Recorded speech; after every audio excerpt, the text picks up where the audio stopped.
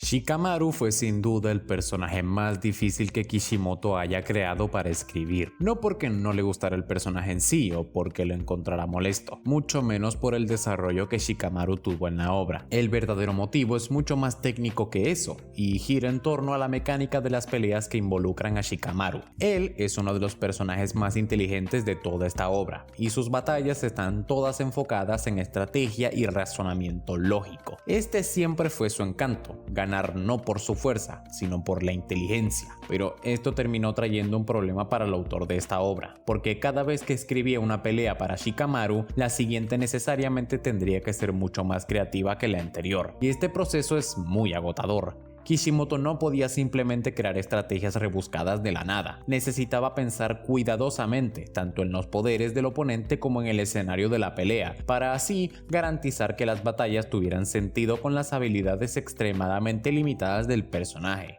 Incluso el plan inicial de Kishimoto era que Shikamaru ganara el torneo final de los exámenes Chunin, pero su editor le pidió que cortara esa parte e iniciara de inmediato la invasión de Orochimaru a Konoha, algo que, seamos honestos, funcionó bastante bien para el ritmo de la historia, pero aún así es obvio que habría sido muy interesante ver a Shikamaru ganar las 3 peleas del torneo, lo que habría exigido que cada combate fuera más inteligente que el anterior. Creo que todos estamos de acuerdo en que si Kishimoto hubiera hecho eso, se habría metido en una trampa creativa en ese momento. Cada pelea importante de Shikamaru tiene un giro estratégico central, y es fascinante analizar cómo Kishimoto tuvo que planear con mucho cuidado los entornos y los poderes involucrados para que todo tuviera sentido estratégicamente, favoreciendo a Shikamaru.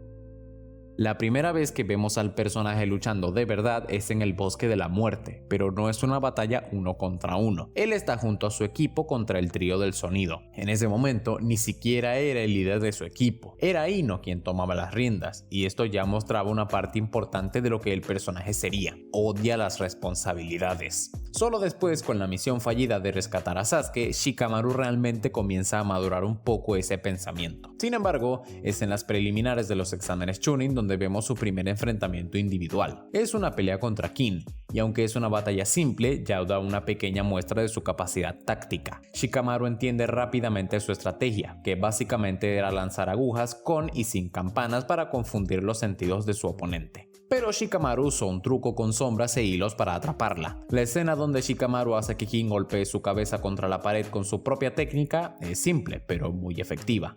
Esta pelea también mostró algo muy importante: la técnica de la sombra no es infalible. Tuvo que lanzar un shuriken para que Kin no resistiera el movimiento de ser lanzada hacia atrás, y también aprendimos que Shikamaru puede extender su sombra por otras superficies, como hilos o incluso sombras auxiliares, no solo su sombra en el suelo. Esta técnica, que a pesar de ser simple en esencia, tiene muchas posibilidades creativas, incluso en Naruto Shippuden con variaciones como la sombra estranguladora y también la costura por sombra. El arsenal de Shikamaru seguía siendo extremadamente limitado. Él no tiene golpes versátiles o combinaciones locas como Naruto, por ejemplo. Todo depende del uso creativo de un solo recurso, su técnica de sombras, que exige mucho más trabajo, tanto del personaje como del propio autor de la obra. Por eso, cuando llegamos a la pelea de Shikamaru contra Temari, podemos ver un poco del ápice de lo que Kishimoto logró hacer con tan poco.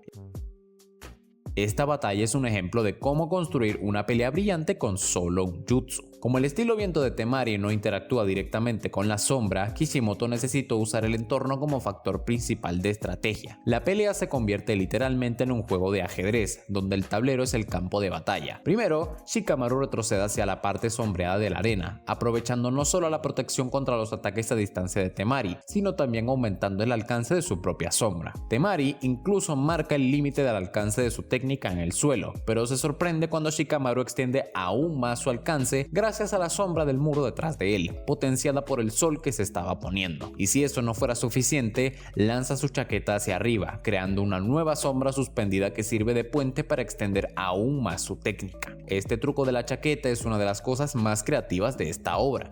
Parece absurdo, pero tiene total sentido dentro de la lógica de este universo. Pero ni siquiera eso era el plan final.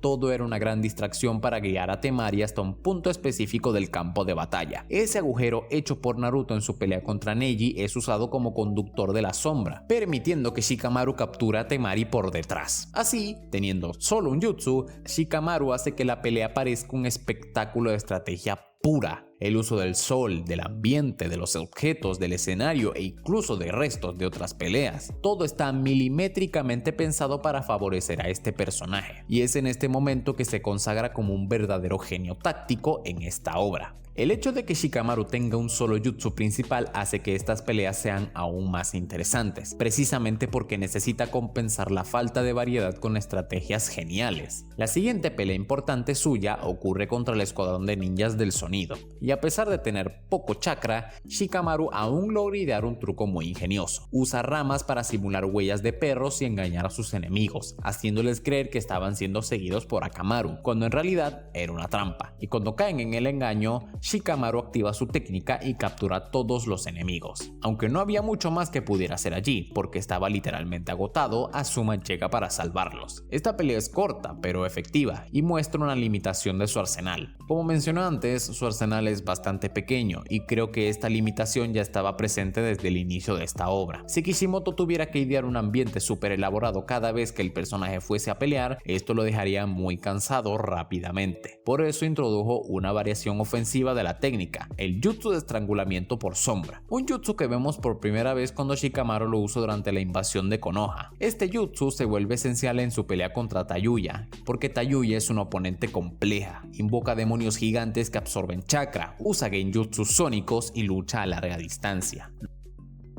No es sorpresa que Kishimoto creara este personaje específicamente para que Shikamaru pudiera brillar tácticamente. Lo primero que hace es deducir que Tayuya controla a los demonios usando movimientos de sus dedos mientras toca la flauta. Memoriza los patrones de sus dedos, algo que requiere una tensión absurda en medio de una pelea, y comienza a predecir los ataques de cada invocación. Pero su estrategia va más allá. Comienza a lanzar kunais y bombas de luz hacia ella, aparentemente al azar, haciendo que los demonios reaccionen y se muevan como él quiere. Uno de esos kunai tenía una bomba de luz que, al explotar detrás de los demonios, proyecta sus sombras directamente hacia Shikamaru. El resultado, conecta su sombra a la de ellos sin necesidad de estirarla, capturando a los tres de una vez. Pero claro, Tayuya simplemente deshace las invocaciones y Shikamaru ya lo había previsto. La amenaza solo sirvió como distracción. Mientras ella deshacía a los demonios, él ya estaba posicionando su sombra detrás de los árboles a su alrededor para atraparla desprevenida. La técnica funciona y comienza a estrangularla con la sombra, pero Tayuya activa el segundo estado del sello maldito y lanza un genjutsu sónico que distorsiona la realidad y hace que Shikamaru vea sus brazos derritiéndose. Y aquí viene uno de sus momentos más brillantes. Rompe su propio dedo con su sombra para liberarse de este genjutsu. Esto le permite usar su técnica de sombra a corta distancia, donde es mucho más poderosa.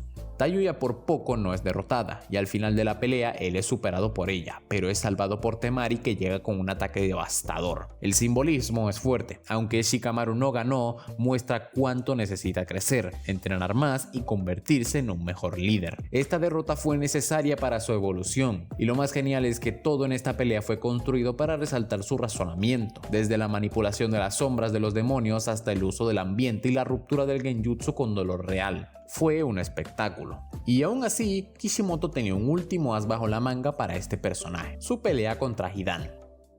En Naruto Shippuden básicamente tiene dos grandes peleas, ambas contra Hidan, y por supuesto las habilidades de Hidan fueron pensadas para interactuar perfectamente con las suyas. En la primera pelea el equipo de Azuma enfrenta a Hidan y Kakuzu. Azuma lidera mientras Shikamaru apoya, analizando los movimientos del enemigo. Hidan tiene un ritual complejo, necesita recolectar sangre de su víctima, beberla, dibujar un círculo con un triángulo en el suelo y posicionarse dentro. Una vez allí, cualquier daño que sufra es transferido a la víctima dueña de esa sangre. Shikamaru observa y entiende casi todo el funcionamiento de la técnica en este primer encuentro. Incluso prueba su teoría cuando Azuma es golpeado dentro del círculo y luego es retirado por Shikamaru. Su deducción es precisa, pero no es suficiente. Azuma muere y esta pérdida lo afecta profundamente. Pero esta tragedia sirve como motivación, no como frustración. Cuando llega la revancha, Shikamaru prepara el campo de batalla con mucha anticipación. Un escenario lleno de trampas es creado, y aquí comienza el mayor plan de venganza e inteligencia visto en Naruto. Al llevar a Hidan al bosque, Shikamaru revela que había preparado el terreno de antemano. El área estaba llena de bombas de papel.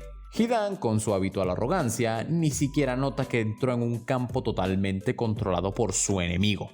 No es el oponente más brillante de Akatsuki, lo que facilita que Shikamaru aplique su estrategia. Cuando su técnica de sombras aparentemente falla, Hidan ve la oportunidad y ataca. Golpea el rostro de Shikamaru, recolecta su sangre, cree que ya ganó, realiza su ritual y clava la lanza en su propio corazón, pensando que así eliminaría a Shikamaru. Pero era un engaño. La sangre era de Kakuzu, extraída discretamente por Kakashi en la pelea anterior. Fue un movimiento silencioso pero crucial hecho con mucha precaución. El resultado es una escena perfecta.